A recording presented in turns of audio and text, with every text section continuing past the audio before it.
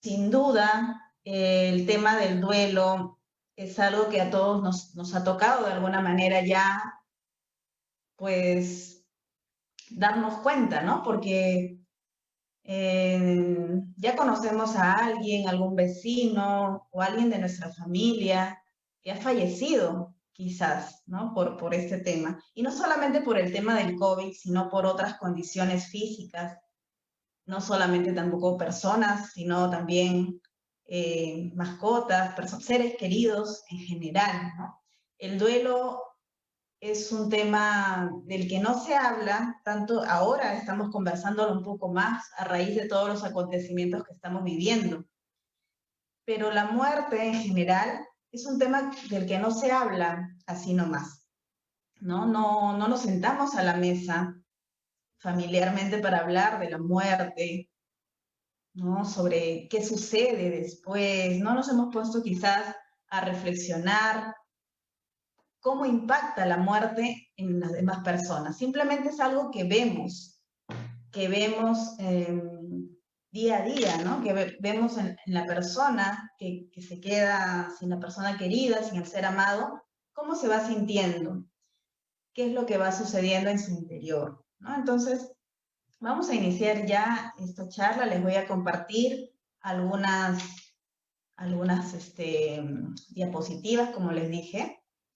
Ojalá que se pueda ver bien.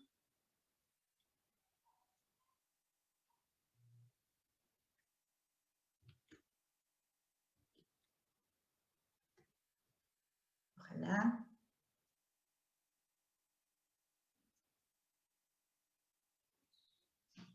Entonces, vamos a empezar el tema de hoy, que es el soporte emocional en el proceso de duelo. ¿Cómo acompañamos a una persona que está en duelo?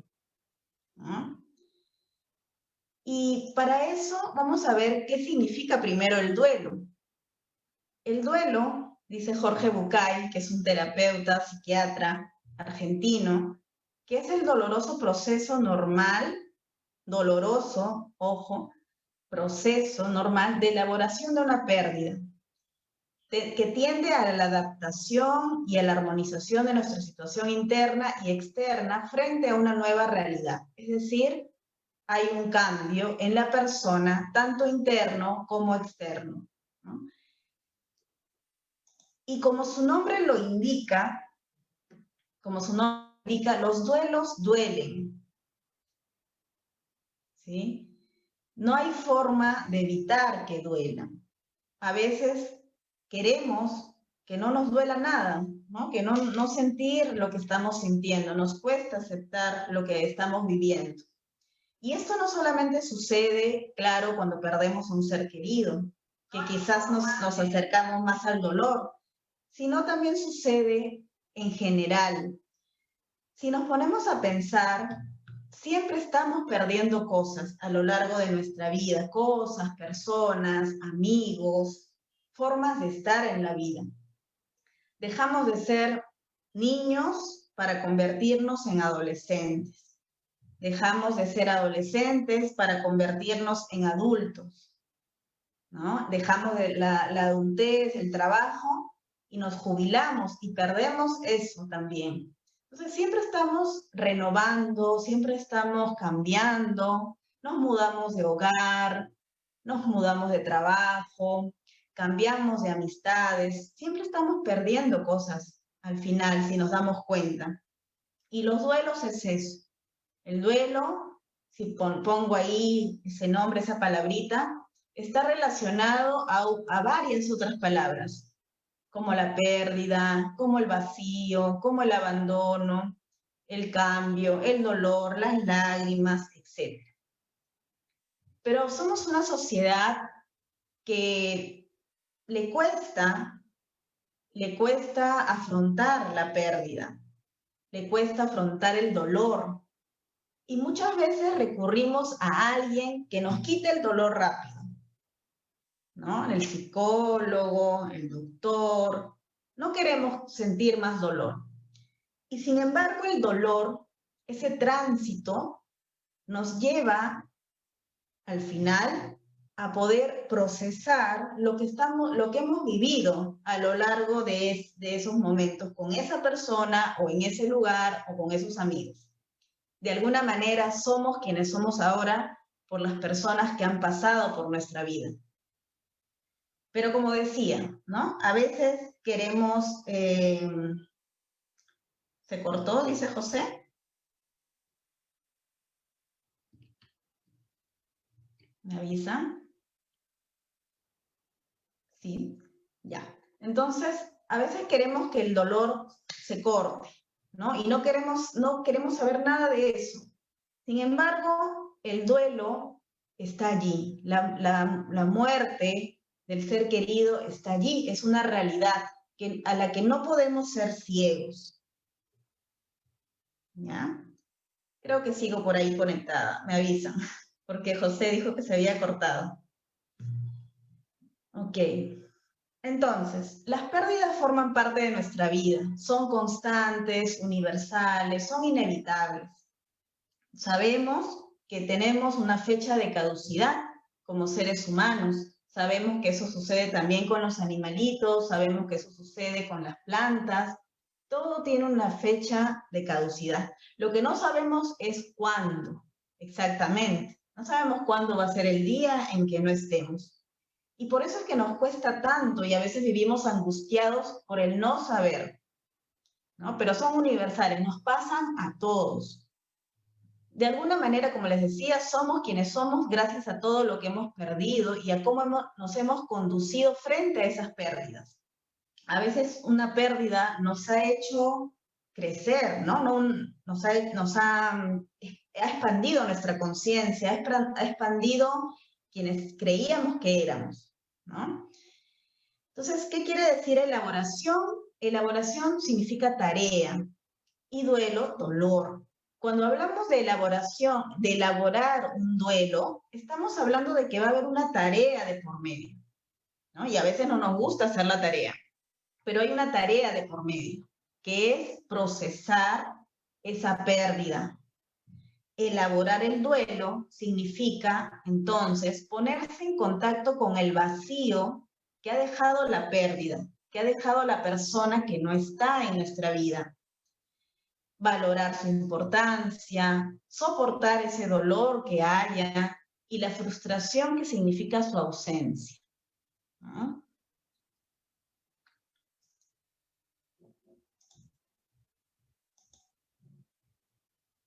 Ahora bien, me van contando por favor si se ve todo bien, claro.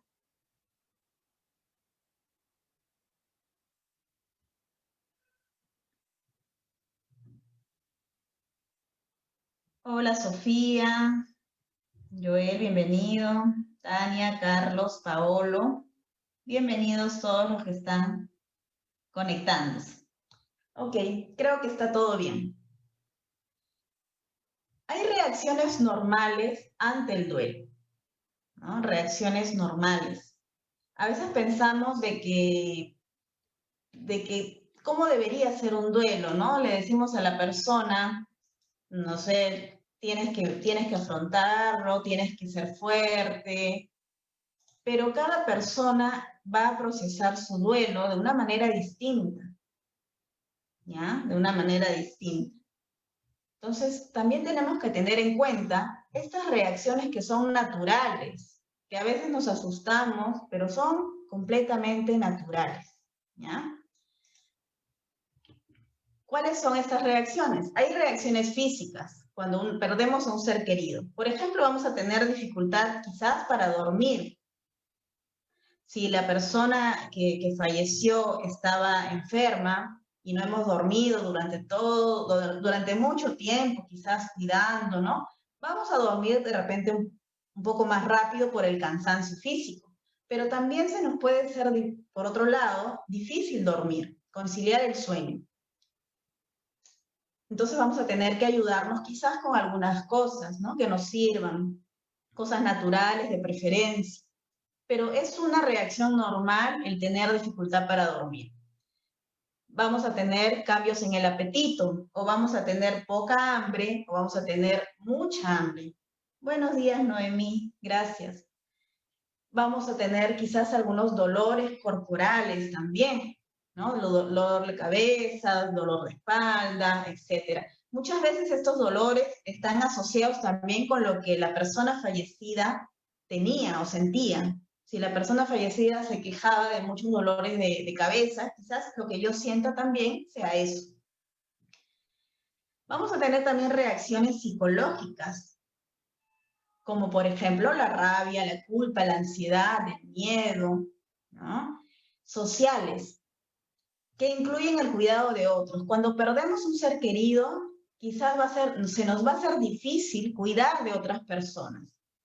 Y si es que estamos a cargo de asistir a otros, la tarea puede ser difícil. No vamos a tener ganas de cocinar, de ayudar, de hacer las cosas de la casa.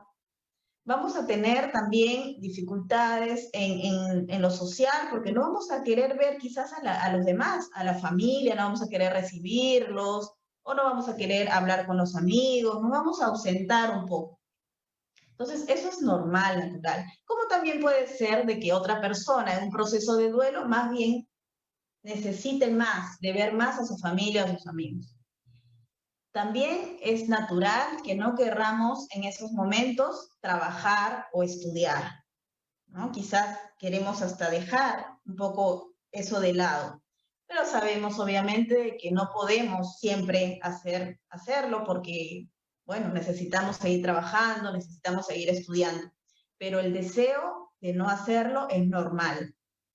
Obviamente has perdido un ser querido, no estás con las mismas condiciones de antes. Emocionales, hay muchas reacciones. Extrañarlo, recordarlo, llorar, entrar de vez en cuando a ese dolor como si fueras un niño, una niña. Y también van a haber reacciones espirituales. Por ejemplo, que nos cuestionemos nuestra fe en Dios o en quien creamos, ¿no? Yo le pedí a Dios y no lo ayudó, ¿no? Entonces vamos a cuestionarnos nuestra fe.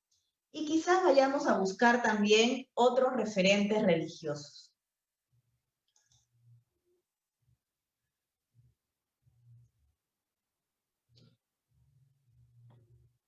El duelo va camino hacia el proceso de aceptación, ¿no? El duelo no quiere decir o sea, el proceso de aceptación del duelo no va hacia que nos olvidemos de las personas del ser amado que falleció. Eso jamás, jamás va a ocurrir.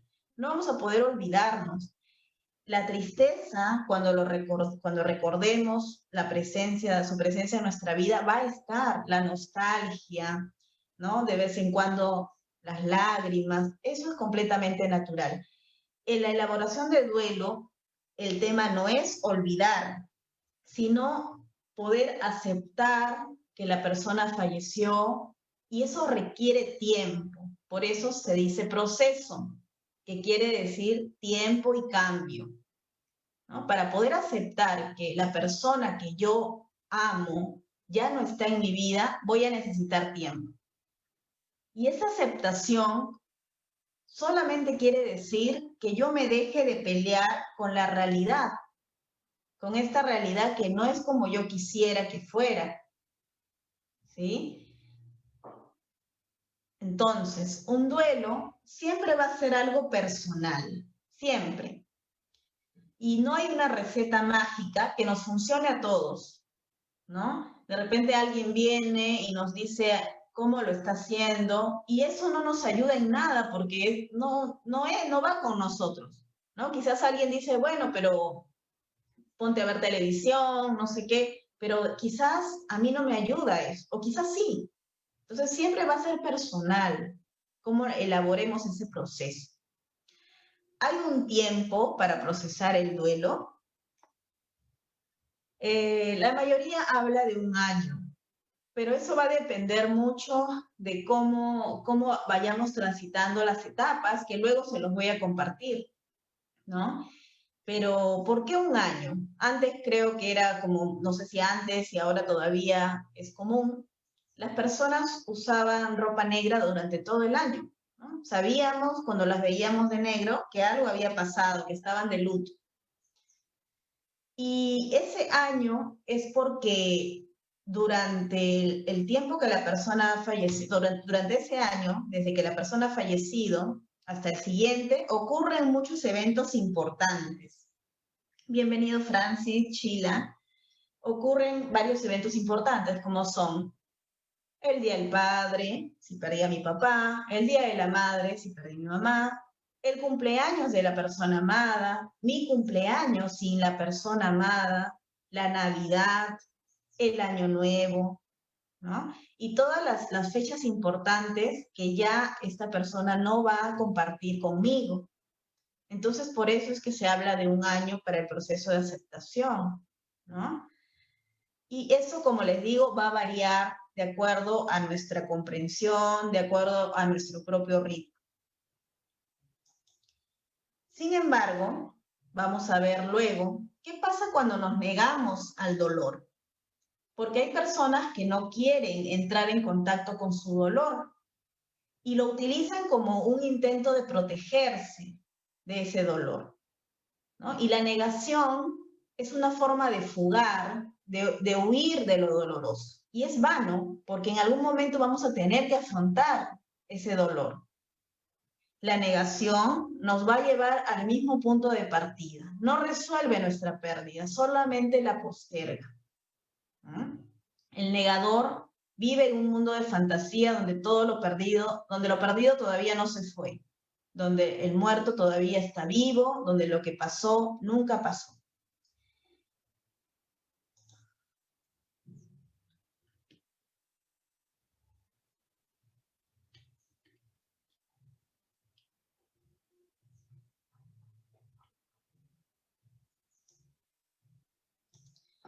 Bien, entonces,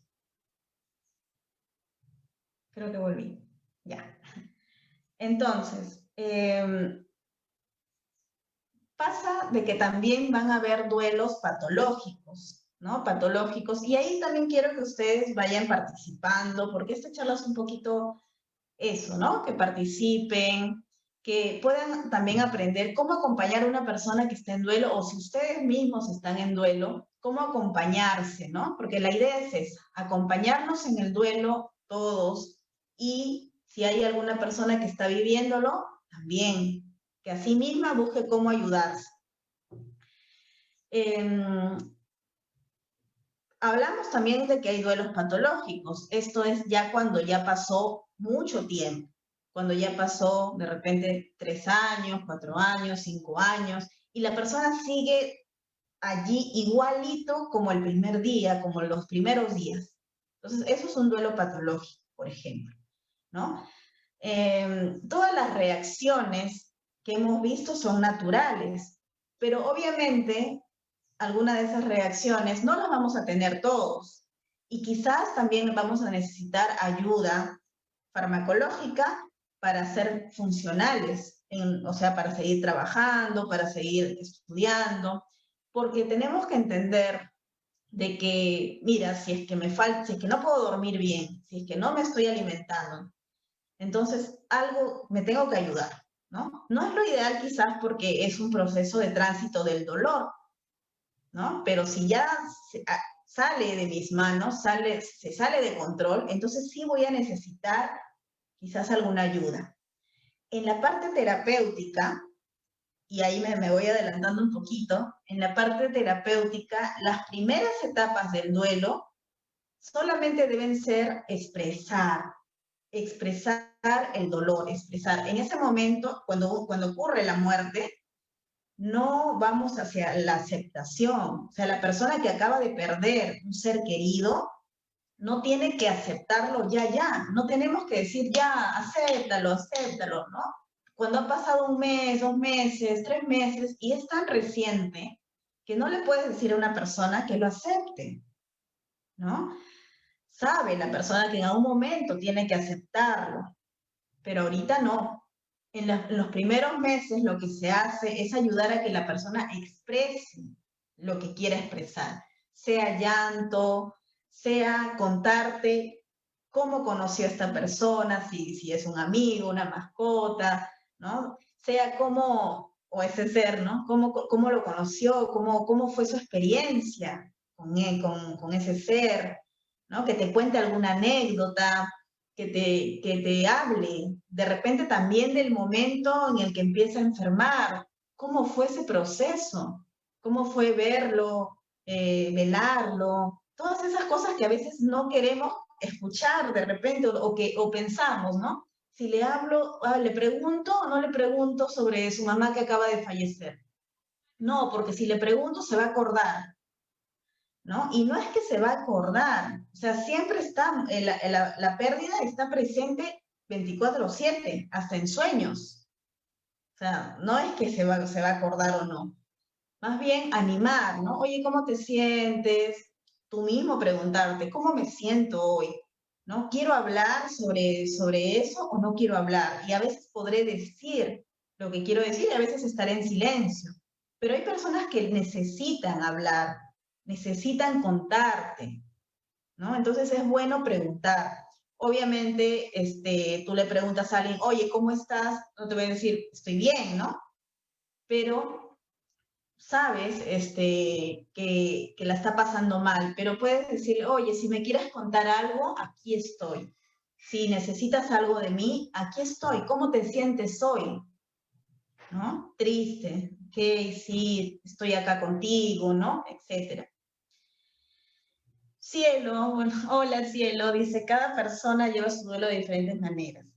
Podemos ayudar haciéndoles saber que estamos ahí para cuando nos necesiten. Claro, muy bien, eso es justo lo que estoy diciendo.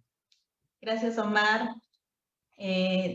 Vane, ¿cómo podemos acompañar a alguien que está pasando por este proceso? Por lo general doy espacio a la persona y no hablo del tema, pero no estoy segura de que sea la forma. Ajá, justo estábamos hablando de eso. Es difícil apoyar a la persona cuando se deprime. Sí, sí, justamente cuando nosotros nos hacemos cargo de nuestra tristeza, cuando hemos trabajado nuestro dolor, podemos acompañar mejor a una persona que está en dolor, ¿no? Entonces, si yo mismo, cuando estoy triste, no quiero ver mi tristeza y me pongo a ver televisión, o salgo, o me distraigo todo el tiempo, no, no, triste, no, no, no, yo no puedo estar triste.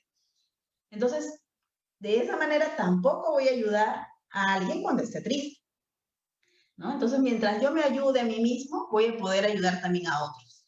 Y saber que ese momento para esa persona es difícil. A veces decimos cosas como, ya, oye, sí, te abrazo, ¿no? Y tienes que ser fuerte. Entonces, la persona te puede decir, porque hay gente que no le va a gustar, obviamente, ¿no? Y va a decir, ¿cómo voy a ser fuerte? No puedo. O sea, dime cómo, ¿no? Y, y tú le tienes que allí, pues, de repente no utilizar ciertas palabras que puedan ser peor, ¿no? Que le puedan hacer sentir peor. Sabemos que esta persona está tratando de ser fuerte, está poniendo todos sus recursos para poder levantarse. Sobre todo personas que tienen a cargo niños, todavía hay que cuidar, ¿no? O si falleció papá, tienen que cuidar a mamá, ¿no?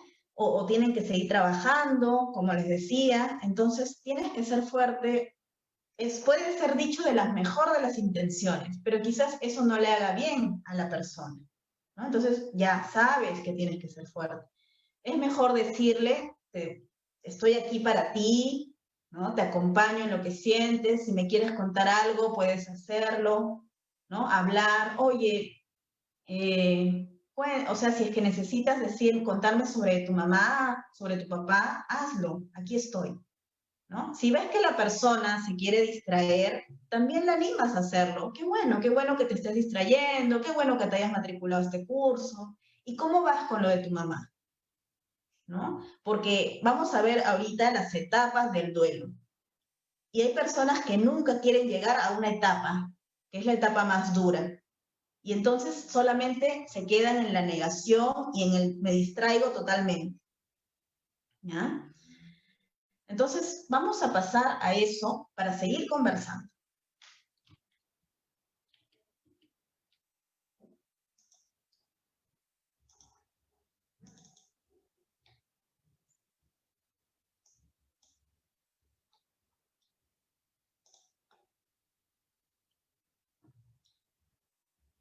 Gracias, Gise, Ricardo, Francis de nuevo, por su corazoncito.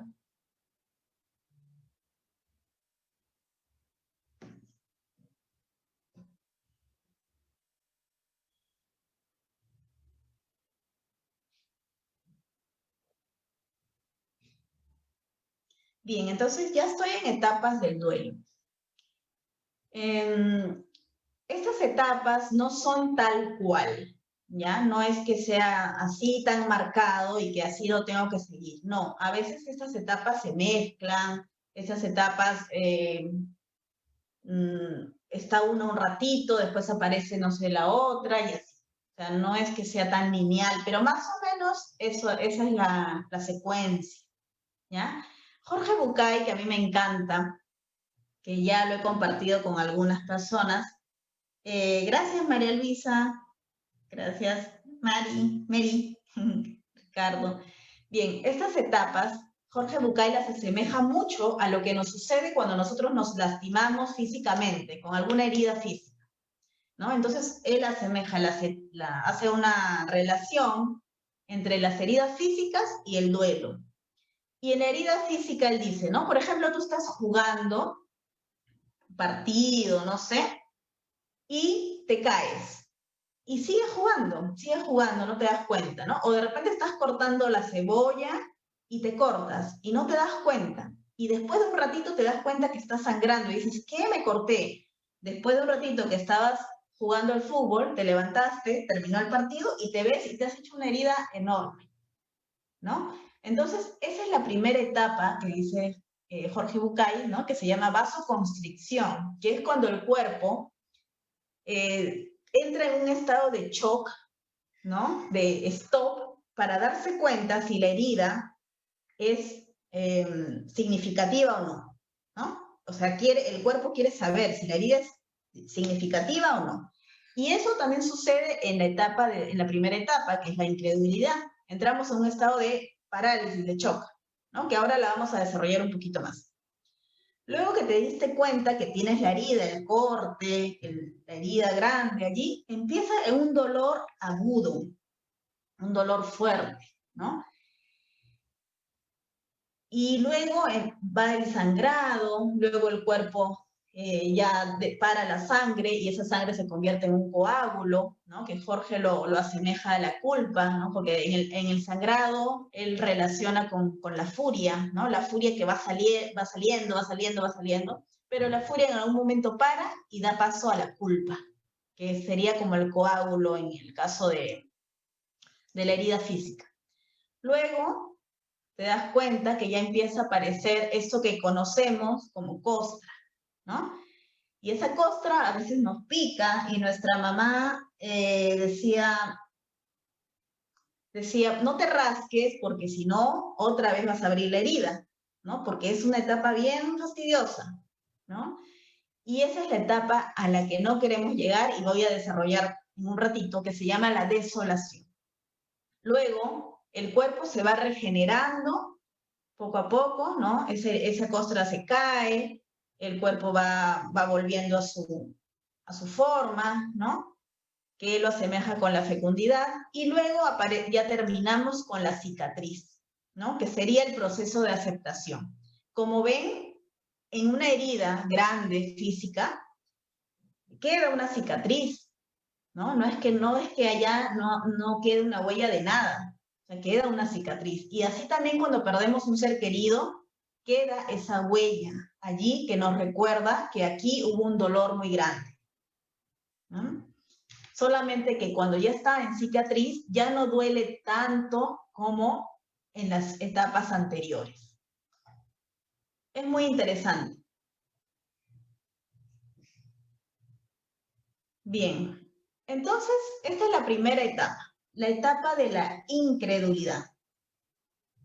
¿Qué sucede? Que nos dicen, ¿no? Mamá, papá, tu hijo, no sé, tu amigo, falleció. Entonces el impacto y la sorpresa que nos vamos a llevar suele tomarnos como en shock, como en frío, ¿no? Nos quedamos con un estado de confusión, no sabemos lo que está ocurriendo, no creemos que lo que me están diciendo sea cierto. En ese momento, la emoción se encuentra paralizada. No sabemos si salir corriendo o quedarnos allí, ¿no? Entramos en un momento de negación, de desconfianza, no, pero ¿estás seguro? No puede ser, ¿no? A todos nos ha pasado esa etapa. Y esta etapa puede ser un momento, puede ser un ratito que nos quedemos así, puede ser unos minutos, puede ser horas, puede ser días, ¿no? En un duelo normal puede ser así, horas, días incluso, porque de repente tú ves a la persona que está tranquila, voy a dejar de compartir pantalla. Tú ves a la persona que está tranquila y tú piensas, pero no, yo la veo tranquila, no ha llorado, le he dado el pésame, y está como si nada. Pero no es, de repente está en esta etapa de negación donde todavía no sabe lo que está pasando, donde todavía no ha tomado conciencia. Puede haber estado en el velorio, en el entierro, pero como estuvo acompañada, no toma conciencia de todavía de la magnitud de la situación. Y cuando ya se van todos, ahí empieza realmente el dolor, ¿no? Ahí recién se da cuenta, cuando ya está sola, ¿ya? Entonces, esa es la primera etapa.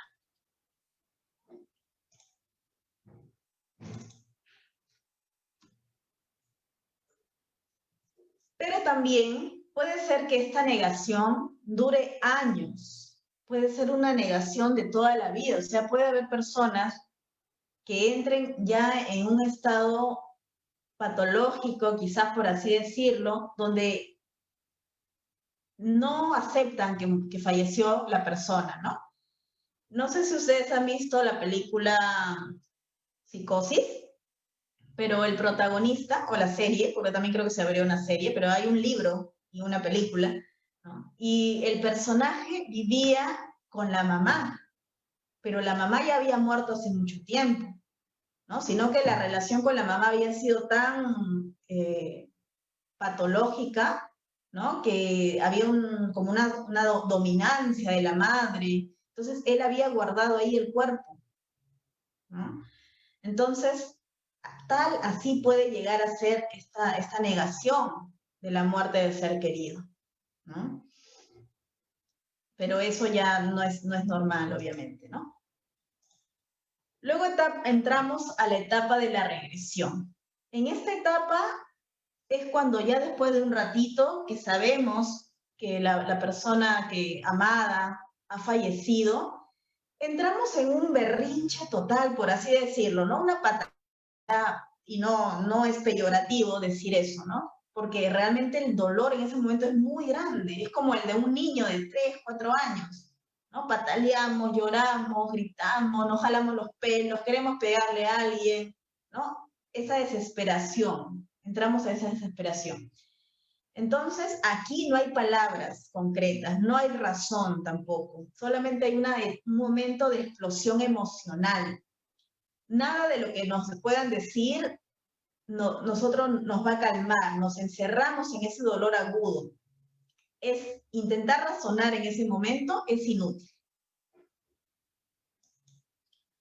Luego pasamos a la etapa de la furia. La etapa de la furia, ¿no? Que es cuando ya pasó todo ese dolor agudo, fuerte, ¿no?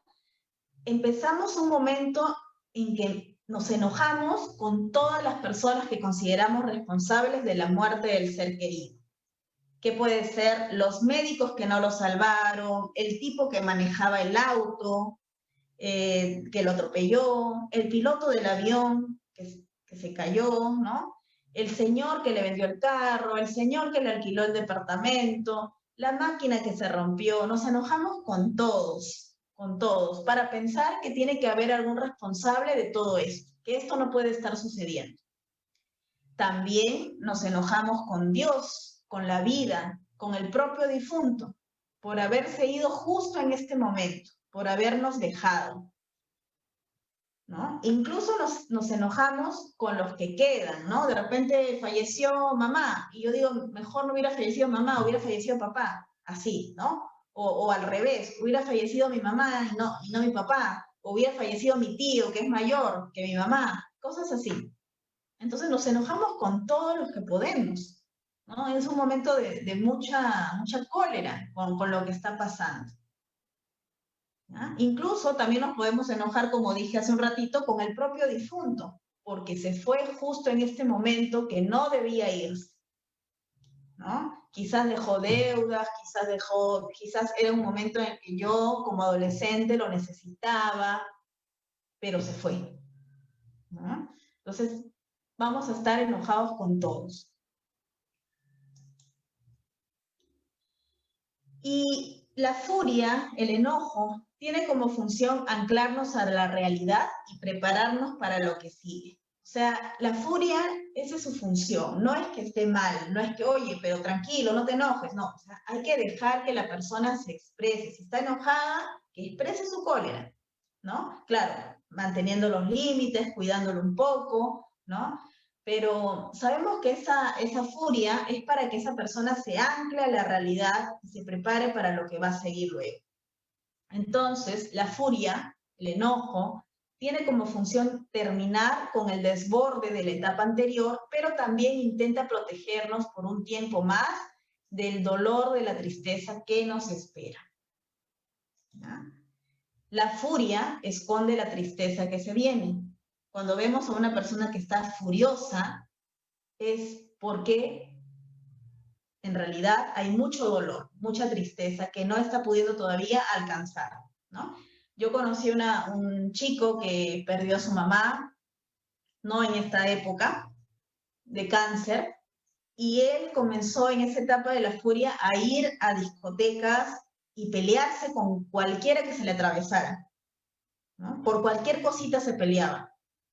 Y era porque, porque estaba en este momento, ¿no?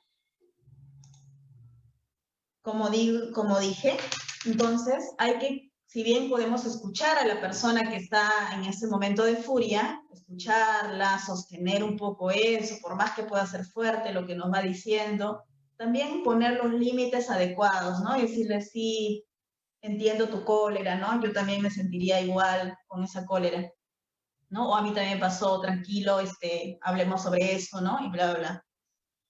Bien. Luego bien, entramos a la etapa de la culpa. En esta etapa, obviamente, nos empezamos a sentir culpables de todo ahora. Culpables por habernos enojado con el que se fue, ¿no? O sea, decimos, uy, pero ¿cómo me enojé con él, ¿no? Con ella. ¿Cómo me enojé con Dios? ¿Cómo me enojé con mi tío? ¿Cómo pude desear que el que estuviera muerto fuera mi tío, que era mayor? ¿No? O mi tía, o mi otro amigo, ¿no? ¿Por qué pude desear eso? Entonces empezamos a culparnos. Culpables también porque no pudimos evitar la muerte del ser querido.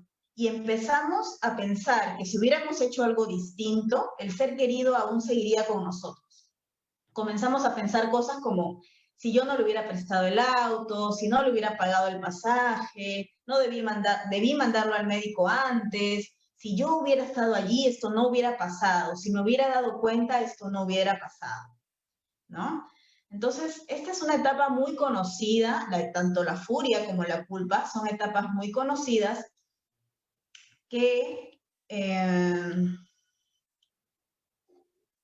que nos llevan a, como que nos van preparando para lo que se viene, ¿no? Pero son etapas en las que mucha gente se ancla, ¿no? En esto de culparse, pero son naturales, ¿no? Es natural que uno piense, a ver, si yo me hubiera dado cuenta, claro, mi papá me decía, le dolía la espalda, yo no hice nada, no lo llevé al doctor, ¿no? Entonces, esta culpa es necesaria también para lo posterior, porque cuando uno transita un duelo, esta puede ser una enseñanza, ¿no? También de repente de que tengo que valorar más a mis seres queridos, ¿no? Entonces, cada etapa es importante, ¿ya? No podemos negar ninguna de ellas, no podemos minimizar ninguna de ellas. A eso me refiero.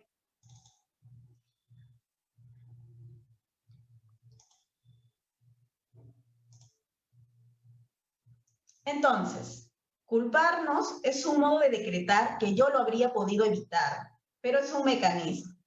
La culpa es una versión autodirigida del enojo que siento, ¿no? Y la culpa no dura mucho o no debería durar mucho porque es ficticia, porque me doy cuenta, ¿no? De que nos estanca, de que nos estancamos en esa parte omnipotente, exigente del duelo. Creer que pudimos haber hecho algo para cambiar lo que ha pasado. Y cuando entiendo que no puedo hacer nada, cuando entiendo que ni enojarme ni culparme me devolverá al ser amado, entonces allí entro a la siguiente etapa. Esta etapa que viene es la etapa que la mayoría de personas evita, ¿no? Todas esas etapas anteriores sirvieron para la etapa que viene ahora. ¿Y cuál es esta etapa? La desolación.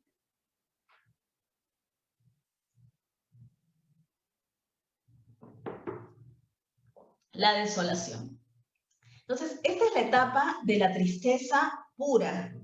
En todas las etapas anteriores hay tristeza, pero en esta hay una tristeza pura, completamente pura. Y es la etapa más temida a la que no queremos llegar porque nos pone cara a cara con la ausencia del ser amado. En esta etapa nos damos cuenta que la muerte es irreversible, que no hay nada que hayamos podido hacer porque ya está hecho. Nos conectamos con la impotencia, con nuestra vulnerabilidad. Nos enfrentamos a la soledad de estar sin el otro, con los espacios que quedaron vacíos. Nos damos cuenta de que las cosas no van a volver a ser como eran y no sabemos cómo serán. Entonces, esta es la etapa que queríamos evitar. Esta es la etapa por la cual nuestro cuerpo se estaba preparando. Cuando nos damos cuenta que finalmente la persona fallecida ya no está en nuestra vida. Y es de profundo dolor. Tú ves a una persona que está en etapa de desolación y puedes ver en sus ojos el dolor, la ausencia, ¿no? La miras, te la encuentras y ves algo en sus ojos, ¿sí? Esa es.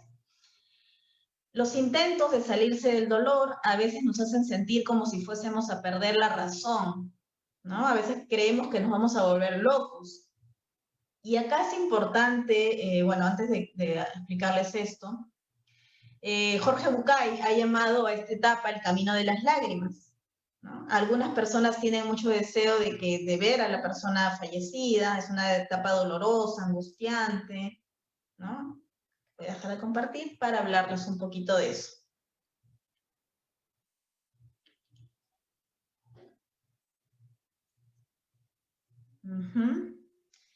Sí, gracias Omar. Ahorita voy a responder eso. ¿Cómo pueden ayudarnos los espirituales a llevar un duelo sano y transitar esas etapas? Muy bien. Excelente pregunta y es algo que personalmente me ha ayudado, me está ayudando. Bien, entonces, ¿qué pasa en la etapa de desolación? En la etapa de desolación, la persona puede empezar a tener pseudoalucinaciones. ¿Ya? ¿Qué significa eso? Que puede creer que escuchó la voz de la persona fallecida o del ser fallecido, ¿no? La voz, el ladrido, el maullido, ¿no? Es un gatito. Creer, escuchar, o de repente algo se movió o algo no estaba en su lugar y cree que el fallecido fue el que movió las cosas, o de repente se prende la luz y cree todavía que el fallecido está allí, ¿no? O ve una persona en la calle y que se parece y le recuerda al ser fallecido y cree que puede ser él, ¿no? Pero hay una parte que le dice en su cabecita que no es así, ¿no? Una parte que quiere creer que es así y otra que sabe que no es así, que la persona fallecida físicamente no está. Y en esto también es importante que las personas tengan mucho cuidado, porque van a haber personas que se aprovechen de ese momento de desolación para quizás decirle, sí, mira, está aquí, él te está hablando, te está contactando, y quizás puedan como quitarles plata, ¿no? Por ese tema. Entonces hay que tener mucho cuidado porque es una etapa en que la persona se siente vulnerable, ¿no? Pero es un intento por desear todavía mantener el vínculo con la persona fallecida, ¿no? O de repente se pone a buscar en su ropa, en sus cosas, alguna caja, a ver si me dejó algo, una carta, algo que todavía me una. O sea, es una etapa muy dolorosa. No quiere decir, obviamente, que si hay creencias sobre la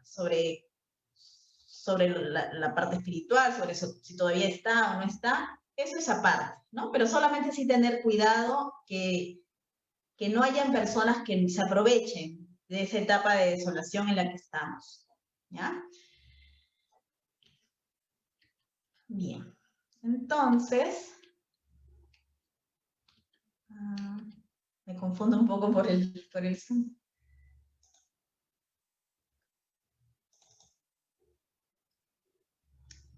No, a ver si no estoy acá.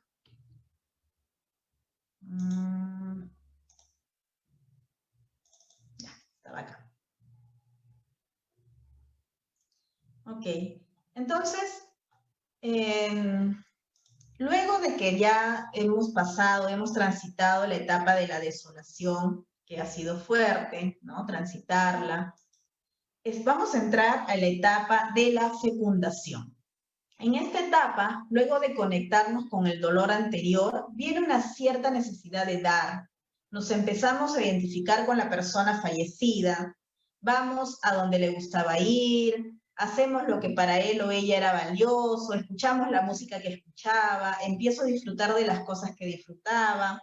Empezamos entonces a hacer algunas cosas dedicadas a esa persona, o por lo menos con la conciencia de que han sido inspiradas en el vínculo que tenemos con la persona fallecida, ¿no? Entonces, por ejemplo, si somos mamás, nos damos cuenta de que estamos cocinando las comidas que le gustaban cocinar, o vamos pareciéndonos un poco a ella, ¿no? O si falleció papá también, ¿no? O el hijo. Hacemos cosas por esa persona.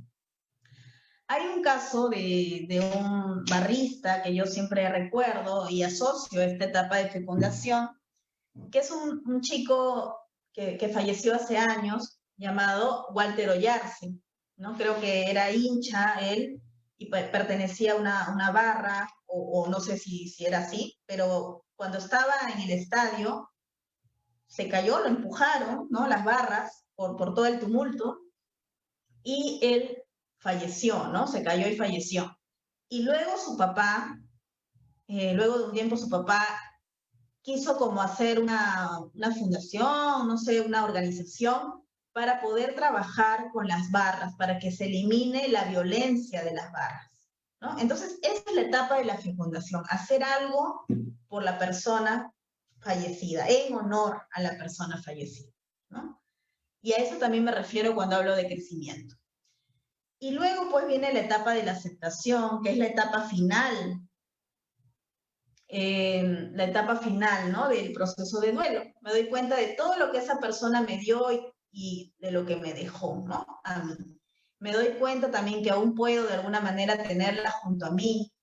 Nunca fue, solo hemos aceptado que partió antes y que su recuerdo y todo lo que soy hoy es en parte gracias a este ser amado. Puedo continuar mi vida, crecido, nutrido por esa experiencia, de haber tenido a esa persona a mi lado, de haber sido su hija, su hijo, su esposa, su amigo, su padre, su madre, etc. ¿Ya? Y bueno, hasta aquí, ¿qué preguntas van teniendo? ¿No? Para pasar a lo siguiente.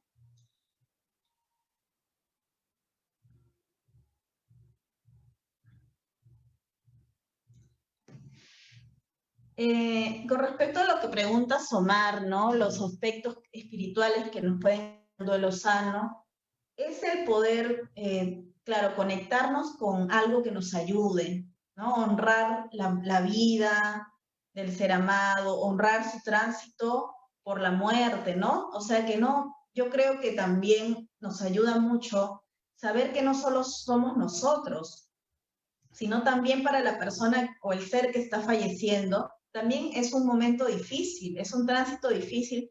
Me ponía a pensar ayer, ¿no? Cuando nacemos, nos duele nacer y le duele a nuestra mamá, ¿no? Y cuando morimos también hay dolor, quizás, ¿no? En la mayoría de casos hay dolor, porque falta la respiración, ¿no?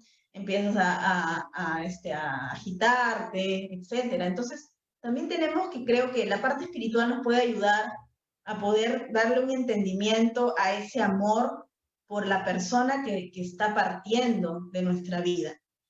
Que saber que no podemos tampoco aferrarnos, por más que queremos, a veces no podemos hacer nada para detener la muerte, ¿no? Cuando esta llega y es inminente, fulminante, ya no se puede hacer nada. Lo mejor allí es poder ayudar a ese ser amado a irse tranquilo, a irse en paz, ¿no? Saber que nosotros vamos a estar bien en algún momento, que lo vamos a extrañar mucho, que va a ser difícil la vida sin esa persona, va a dejar un vacío muy grande, el recuerdo va a estar allí, pero que se vaya tranquilo, que se vaya en paz, ¿no? Enviarle, y es algo que he aprendido, ¿no? Enviar amor al ser que se está yendo, mucho amor, ¿no? A pesar de que pueda haber dolor dentro de uno mismo, enviarle amor para que también su tránsito sea lo menos doloroso posible. Entonces, creo que allí podemos ayudarnos, ¿no? No pensar solamente en nosotros mismos en ese momento de la muerte, sino también en el ser que se está yendo, ayudarlo a partir de una manera menos dolorosa, ¿no? Ya hay un dolor físico, ya hay una angustia de por medio. Entonces, tratar de hacer que sea lo mejor posible también, ¿no? Las pérdidas es un tema muy fuerte, ¿no? Es difícil hablarlo, pero es más difícil aún vivirlo, ¿no? ¿Tienen algunas preguntas por allí para ir respondiendo y de paso tomar agüita?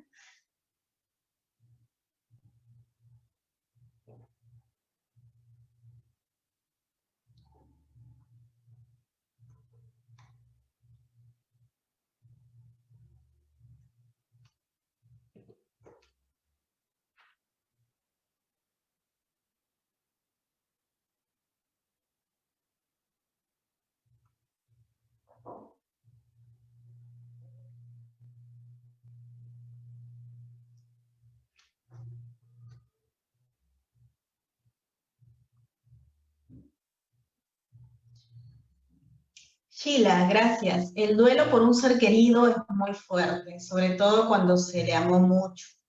Duele la ausencia, duele su ausencia, su no sentirlo a tu lado, no tenerlo. Yo pude despedirme de mi padre y aún me duele, pero sé que me sigue acompañando y así va a ser siempre. Gracias por tu comentario y por compartirlo, Chila. Claro que sí, ¿no? La elaboración de duelo no quiere decir que uno se olvide del ser amado y vuelva como si nada hubiera pasado, ¿no? Si no, no tendría sentido elaborar una pérdida. Pero elaborar una pérdida es una tarea que al final del camino nos deja con toda esa sabiduría que tú expresas allí, ¿no? En tu comentario. ¿Es nuestro lado egoísta el que no quiere dejarlo partir? Bueno, obviamente todos queremos estar con las personas que amamos, ¿no? Incluso cuando nos enamoramos queremos estar con la persona de la que estamos enamorados, ¿no? Es algo humano. No hay que calificarlo como egoísta, ¿no? Porque de repente no está bien decirlo así, ¿no?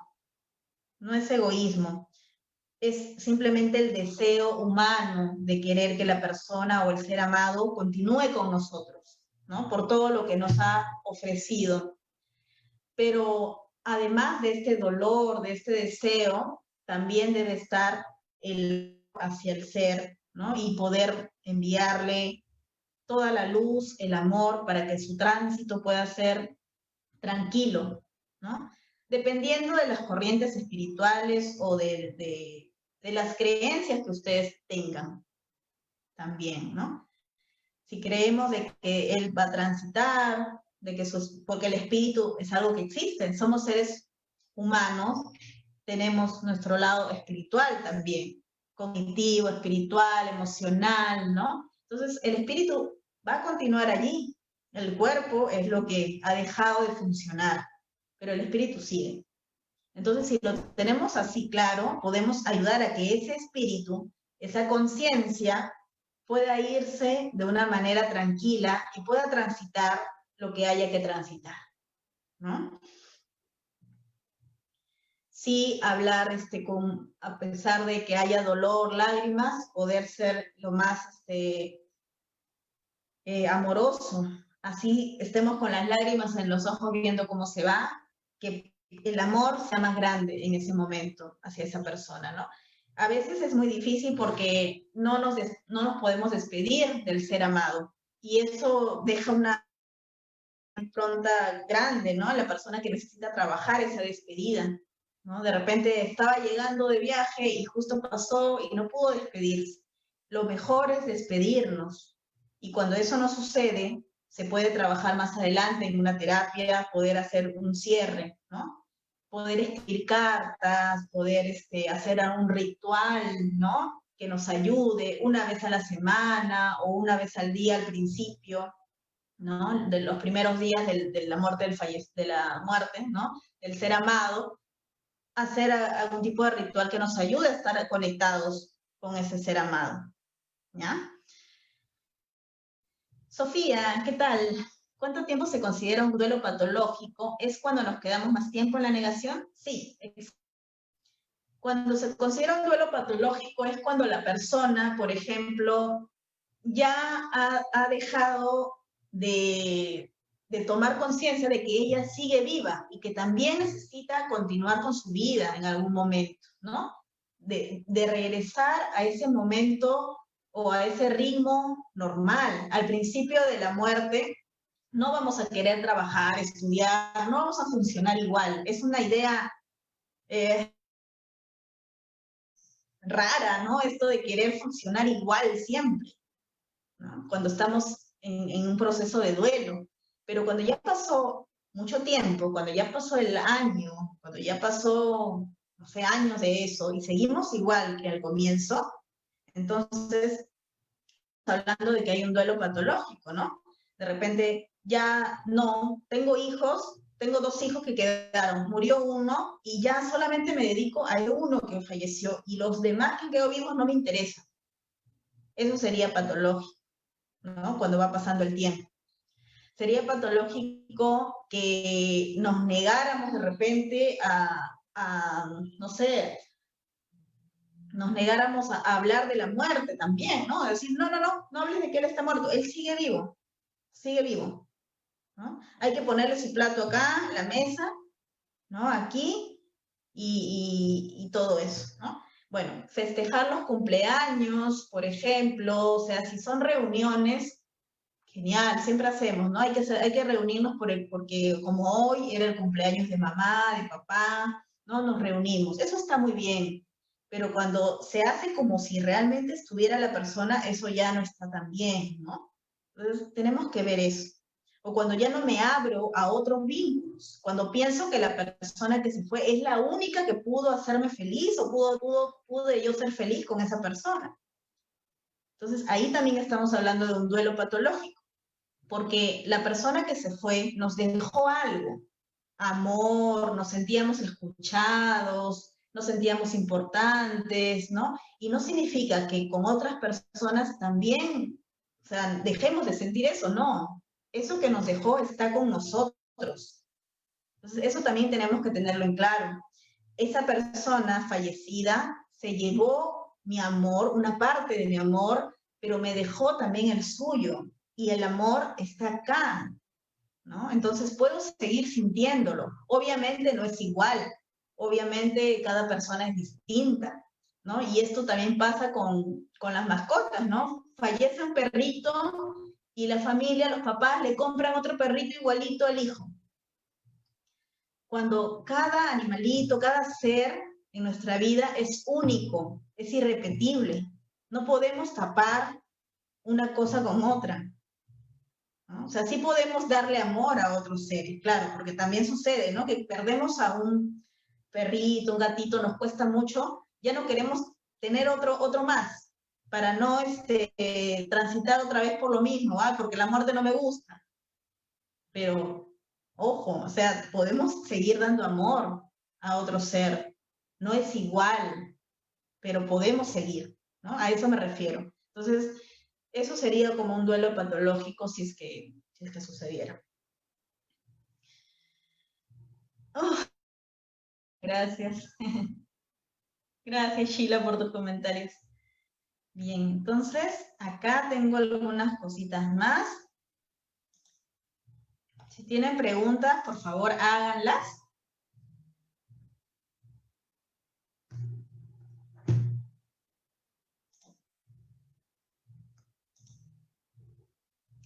Entonces, un poco de lo que preguntaba Sofi era, ¿qué pasa si nos instalamos en el sufrimiento? Porque hay personas que ya pasó mucho tiempo y se instalan en el sufrimiento. Una cosa es el dolor y otra cosa es el sufrimiento innecesario, ¿no?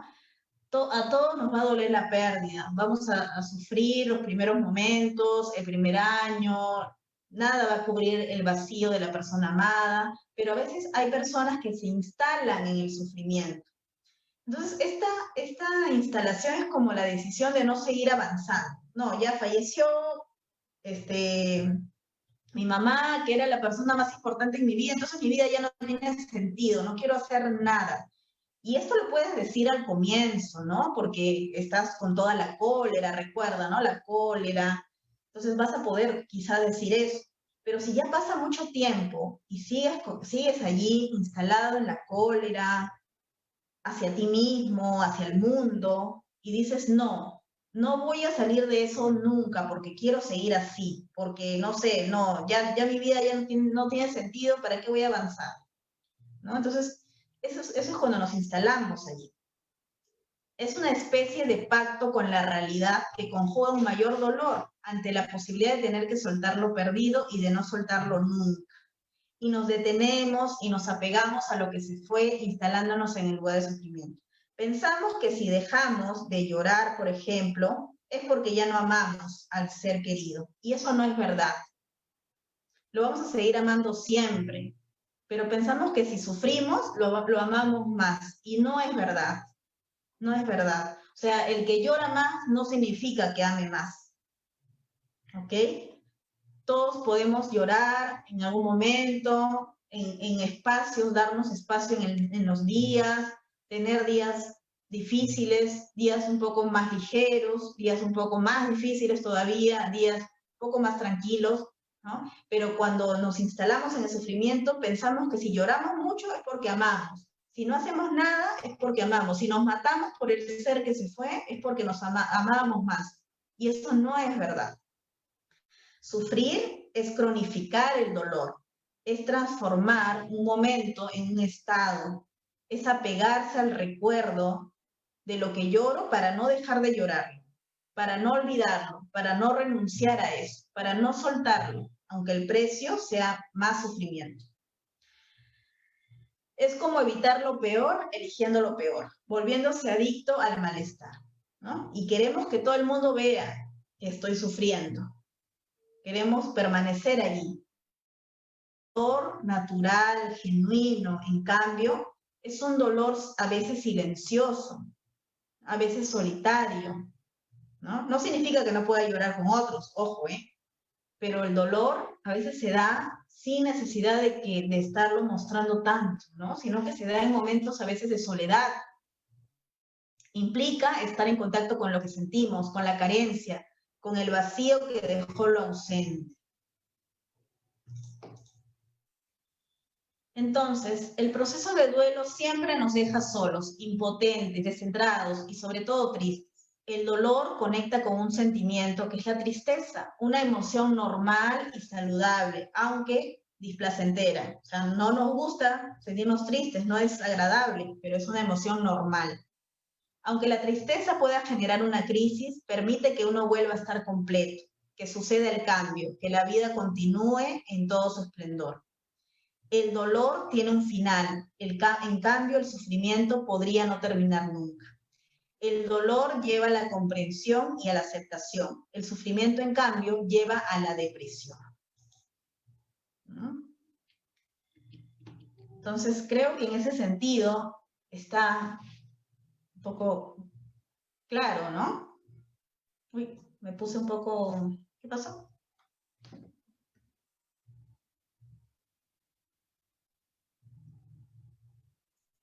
Ya, creo que ya estoy bien.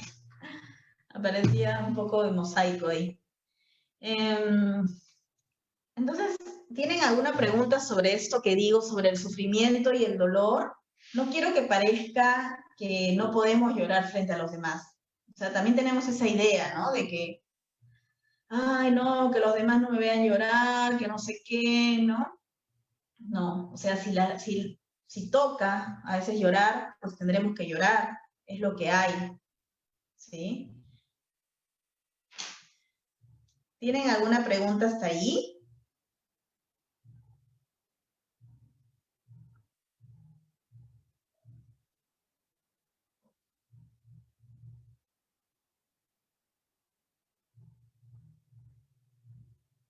Ujú. Bien. Bien, si tienen alguna pregunta, la pueden hacer, ¿ya? Entonces, va a haber también algunas recomendaciones para transitar el camino, ¿no? Para transitar ese camino doloroso. Omar dice, ¿y cómo uno podría acompañarse a uno mismo de la mejor manera al transitar por estas etapas? O sea, ahora que comprendo más intelectualmente las etapas, ¿cómo podría acompañarme de la mejor manera, sin generar más sufrimiento? Eh, Como dije hace un ratito, las etapas no son lineales, ¿no? No es que ya paso de la culpa, luego el enojo, ya estoy en esta etapa y estoy avanzando, ¿no? Sino que las etapas, en todas las 7 etapas que he mencionado, hay tristeza y dolor, en todas, ¿no? Pero, pero creo que una buena forma es poder reconocer qué es lo que me estoy diciendo a mí misma, ¿no? Si es que me estoy culpando y saber, ¿no? Me estoy culpando, claro, ¿no? Y esta culpa me ayuda o no me ayuda, me hace bien o no me hace bien, ¿no? Preguntarme, yo siempre les digo a mis pacientes, a mis clientes, a mis consultantes, les digo que tienen que activar siempre la consulta interna, ¿no? Preguntarse, ¿cómo te sientes hoy? O sea, hablar con uno mismo, ¿cómo te sientes hoy? ¿De qué tienes ganas? ¿Qué es lo que quieres hacer? ¿No? Si quieres distraerte, pues puedes distraerte. Eh, si quieres hablar con alguien, también puedes hablar con alguien, puedes hacerlo, ¿no? Entonces tenemos que estar allí atentos para... Eso nos hace bien en ese momento, está perfecto. A veces vamos a querer estar solos, a veces vamos a querer estar acompañados, ¿no? Entonces estamos cambiando momento a momento. Eso es un duelo sano, poder estar presentes en lo que nos pasa, ¿ya? Estar presentes en lo que nos pasa, porque no, si yo no estoy presente en lo que me ocurre, entonces estoy solamente desde la cabeza, pensando que así tiene que ser. Como decía hace un ratito, ¿no? Pienso que si lloro más es porque amo más. Si me mato por la persona que falleció, es porque lo amaba más que los demás. Nadie ha hecho eso por la persona. Es como un ganar, ¿no? Y eso es ego al final, es ego, no es en realidad querer, pues, eh, amar realmente no quiere decir eso, ¿no? Amar es poder saber que somos seres temporales, por más que nos duela, ¿no? Y poder aprovechar y valorar la vida momento a momento, preguntarnos, ¿qué estamos haciendo ahora con nuestra vida? ¿Estoy disfrutando? ¿Estoy queriendo, estoy con las personas que quiero estar? Conectada con ellas, ¿no? Y así, entonces creo que eso es lo que nos enseña la muerte, poder valorar la vida. Y creo también de que es una buena pregunta hacernos qué es lo que hubiera querido mamá, papá, mi pareja que falleció, no sé, ¿qué hubiera querido de mí? ¿Cómo me hubiese querido ver? ¿Así, matándome? ¿No? O de repente hubiese querido verme mejor, hubiese querido verme bien, que yo saliera adelante. Entonces también tenemos que preguntarnos eso al final. Y creo que eso es lo que nos ayuda también a poder transitar el duelo de la mejor manera posible, ¿no? A veces hay personas que se sienten culpables de reírse cuando pasan días de la muerte, ¿no? Dice, ¿cómo me pude reír, no? Si acaba de fallecer la persona que quiero. Pero de repente la risa estaba conectada con algo presente. Y eso es, estar conectados con el presente. No significa que porque nos sonriamos, porque nos divertimos un poco, no querramos a la persona fallecida. No significa eso. Gerardo, hola, me hacen bien tener cosas personales de tu ser querido que ya no está. Sí, si es que hace bien, sí, ¿no? Es dependiendo qué es lo que nos puede recordar algo bonito y qué es lo que no, nos puede recordar algo triste, ¿no? Si va a ser algo que nos genera mucho movimiento emocional en este momento, quizás es mejor guardarlo un ratito y después cuando ya estemos más calmados, ya lo podemos sacar, podemos observarlo, ¿no? Por ejemplo, si fue una mantita con la que falleció y eso me genera dolor, es mejor o me recuerda a su sufrimiento, quizás no tenerla allí. Pero si es algo que sí me trae recuerdos bonitos, entonces mantenerlo me ayuda a hacer como si estuviera a mi lado. Siempre va a estar a nuestro lado, de alguna manera. Va a estar acá en nuestro corazón, ¿no? Físicamente no está, pero si sabemos que la tenemos aquí, eso nos va a ayudar, nos va a dar fortaleza. Realmente puede causar fortaleza el decir, tengo que ser fuerte, soy un hombre y no debo llorar, prefiero bloquear mis pensamientos y recuerdos haciendo otras cosas. Claro, a eso es lo que iba al principio, ¿no? Tener cuidado cuando nosotros nos acercamos a alguien que ha perdido un ser querido o nosotros hemos perdido un ser amado y decimos, tengo que ser fuerte, no debo llorar, ¿no? La vida sigue, el show debe continuar, ¿no? Cosas así. Entonces, si eso es solamente pura pantalla para el resto, es porque no estábamos conectados con algo propio, ¿no? Algo de nosotros. Y la verdad es que el ser no significa que ser vulnerable o ser sensible o sentir dolor sea no ser fuerte. Al contrario, las personas que muestran más su vulnerabilidad son más fuertes, incluso. Y de eso se ha hecho un estudio, se han hecho varios estudios, ¿no? Brené Brown ha hecho estudios de eso, sobre la vulnerabilidad y el coraje, ¿no? Entonces tenemos que no decirle a las personas, no tienes que ser fuerte, sino como decía al inicio, te acompaño en lo que estás sintiendo, expresar lo que quieras expresar. No tener miedo de preguntarle a la persona cómo te sientes hoy, cómo vas con lo de tu mamá, con lo de tu papá, ¿no? No tener miedo de eso. Hablar sobre nuestras emociones es lo que nos va a ayudar a sentirnos acompañados. Está bueno darle espacio a la persona también, pero no demasiado espacio que parezca como que está solita en lo que le está tocando vivir. Hay comunidades en África que los problemas fuertes no los resuelven solos, los resuelven en tribu, en compañía. Entonces, eso es, ¿no? Que la gente sepa que en su dolor no está solo. Eso es lo que ayuda un montón a poder procesar, ¿no? A darle un espacio a lo que te está pasando. Sheila dice, yo conservo una chompa que saca de mi papi y hace poco la usé y sentí como si me abrazara otra vez. Claro, sí, genial. O sea, si es algo que te va a traer un recuerdo bonito, está genial, está perfecto, ¿no? Como decía al comienzo de la charla, lo que somos en parte, lo que somos hoy en parte es gracias a todo lo que la pérdida nos ha enseñado, ¿no? Ahora les voy a mostrar algunas recomendaciones sobre cómo afrontar mejor la pérdida para transitar este camino, ¿no? ver. Ya.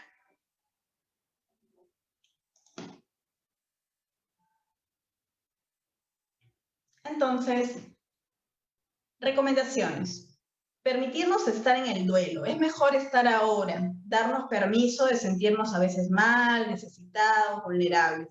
¿Qué pasa? Que mucha gente, como decía en la pregunta anterior, no se da el permiso y solamente se distrae, quiere evitar a toda costa, ¿no? Lo que está viviendo.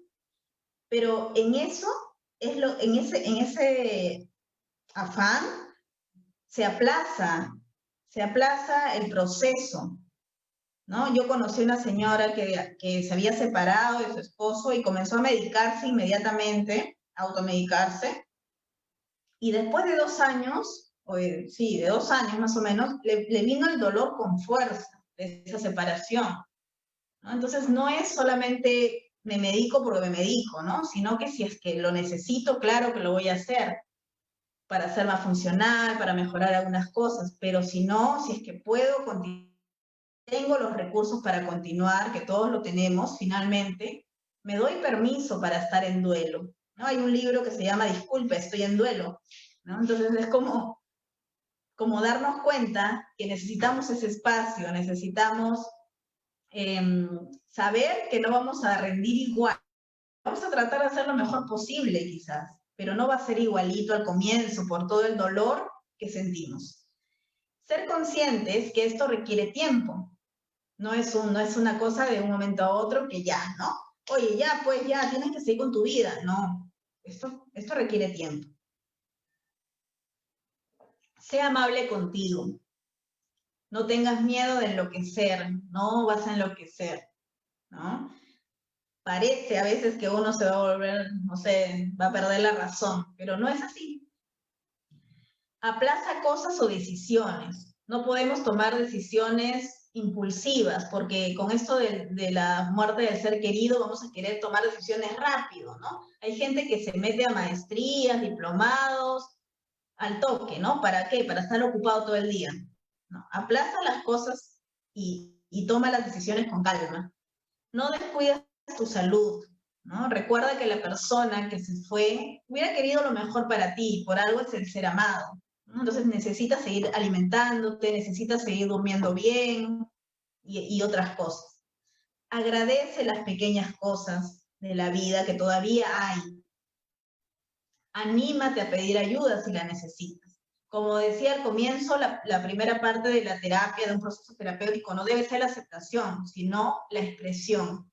Lo puedes hacer a través de dibujos, de dones, de pintura, de escritura, etc. Procura ser paciente con los demás también. Los demás de repente no tienen las palabras exactas para ayudar. Están tratando también de querer hacerlo. Entonces también es bueno ser paciente con el resto. Date permiso de descansar, anímate a disfrutar, porque el ser querido querría seguro lo mejor para ti. Confía en tus recursos para salir adelante. Ten presente que elaborar un duelo no es olvidar. Céntrate en la vida y en los vivos también. Y abre tu corazón al dolor. Expresa las emociones que surjan, no las reprimas, no te hagas el fuerte. Con el tiempo el dolor irá disminuyendo. Tienes que saber que te mereces el derecho de llorar tu pérdida. Llorar es como una válvula liberadora de la tensión acumulada.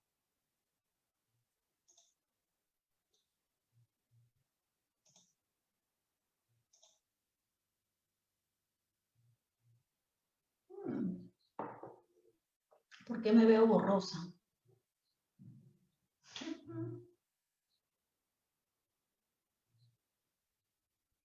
Ya, volví. No sé por qué me veo borrosa, no sé si será mi compu, a veces. Bien. Bueno, entonces esas son algunas recomendaciones que les doy, ¿no? No es sencillo como ven, el tema no es aceptarlo rápido, también los profesionales, ¿no? Saber que si yo voy a buscar un profesional, el profesional no me tiene que animar a que lo supere rápido, supere, la señora tiene que superarlo, tiene que ponerlo todo en las manos de Dios, supere, no sé qué. No.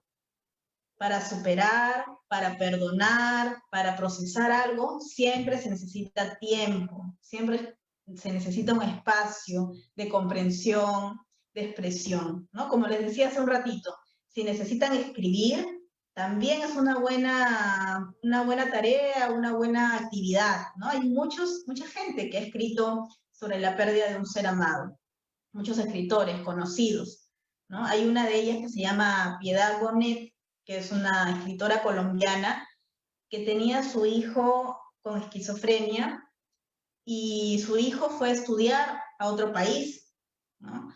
Arte.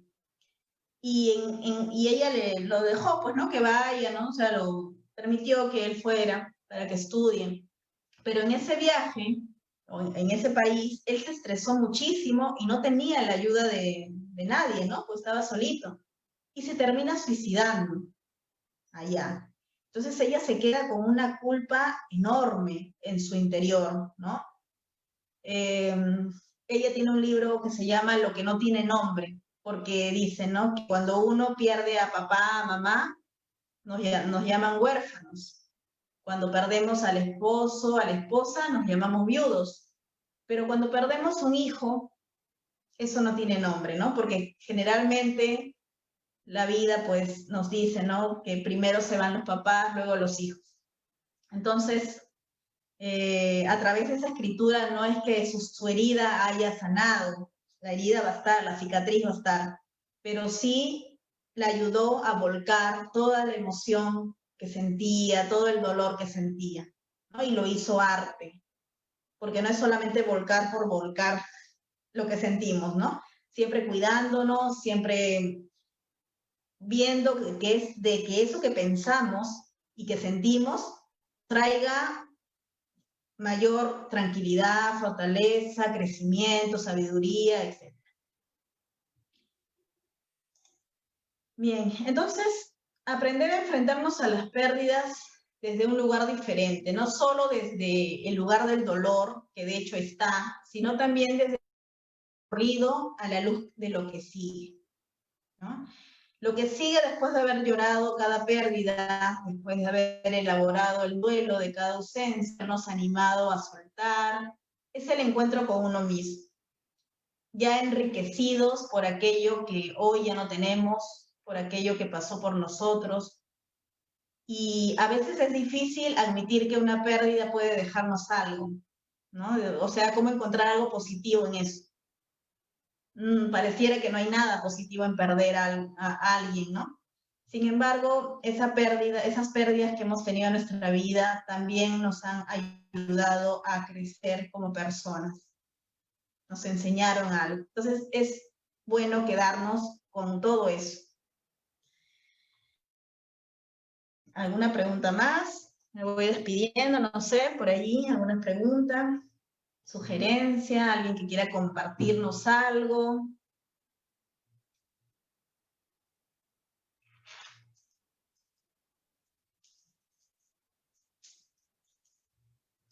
Como les decía, también es importante tener un espacio como un ritual para poder encontrarnos con el dolor que podamos sentir, ¿no?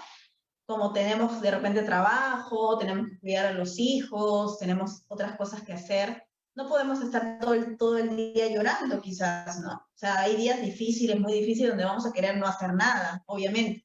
Pero es bueno también tener momentos del día en el que podamos estar solos y expresar nuestro dolor, ¿no? O momentos del día de que busquemos la compañía de los seres queridos para buscar nuestro dolor, ¿no? Entonces, eso se llama sostener mi dolor un rato y poder expresarlo cuando me toque expresar.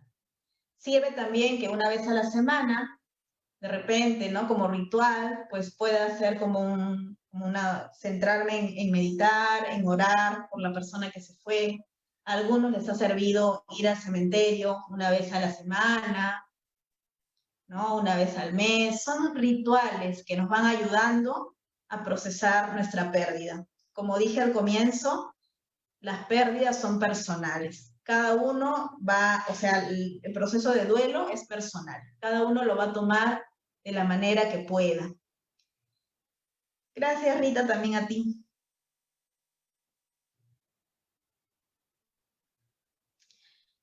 Y bueno, entonces, espero que todo haya quedado claro. Espero que todo también en sus familias esté bien, que se cuiden mucho. Todavía hay bastantes cosas por hacer, cuidarnos, valorar lo que tenemos, estar cada vez mejor, buscar ayuda si lo necesitamos. Y bueno, espero haberlos ayudado un poquito a poder tener más claro cómo es este proceso doloroso que a todos nos toca vivir, ¿no? Gracias. Entonces, si es que no hay ninguna otra pregunta.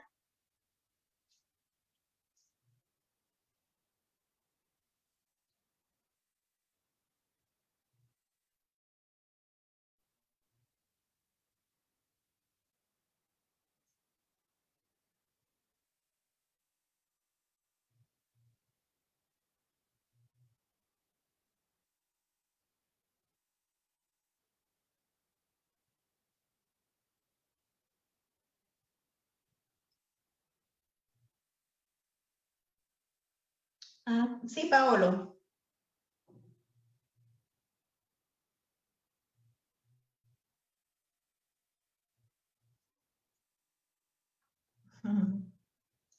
¿Cómo se puede intervenir en pacientes que mencionan querer estar solos y rechazan todo tipo de ayuda? Intervenir en pacientes, me imagino que eres profesional de salud mental, ¿sí? Mencionar querer que estar solos y rechazan todo tipo de ayuda. Dependiendo del tiempo, ¿no? O sea, si estamos hablando de algo reciente y no quieren trabajar lo que les pasa, es mejor dejarlos allí y ayudarlos desde casa, ¿no? Porque también pasa de que a veces perdemos, alguien, vemos que alguien en la familia la está pasando muy mal e inmediatamente queremos buscar ayuda profesional, pero quizás esa persona está transitando todavía su duelo y no quiere hablar con nadie. Y es importante solamente ser cuidadosos, cuidar que no se lastime a sí mismo, por ejemplo, ¿no? O sea, si se encierra y puede tender a atentar contra su vida, entonces ahí sí no sería bueno dejarlo solo. Pero si sabemos que quiere, si conversamos con esa persona y dice, no, yo quiero estar solo porque es la manera en la que tengo de procesar lo que me está pasando, entonces es mejor respetar también eso, ¿sí? Porque hay personas que quieren resolverlas solo, lo resuelven mejor en soledad.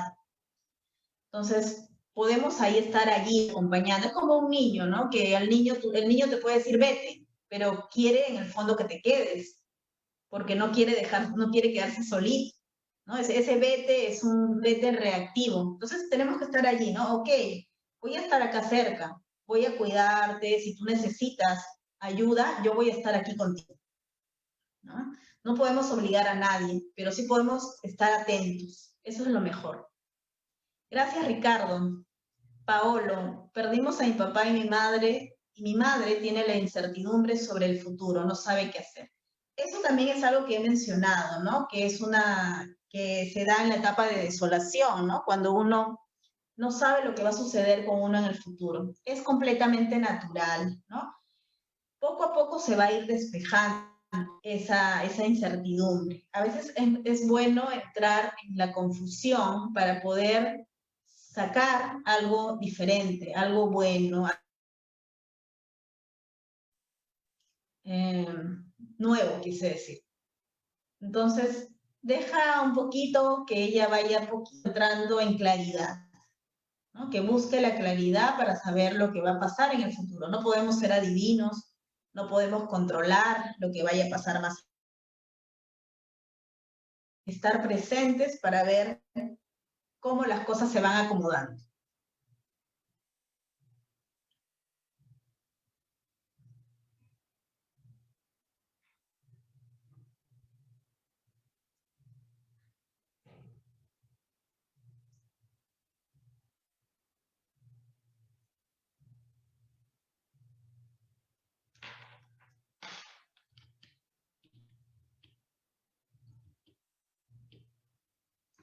Bien. Bueno, entonces, nada más agradecerles por Quedan muchas cosas en el tintero todavía, que seguramente poco a poco se van a ir aclarando, así que de habernos acompañado. Espero haber también resuelto alguna de sus inquietudes y un abrazo súper fuerte a todos. Gracias.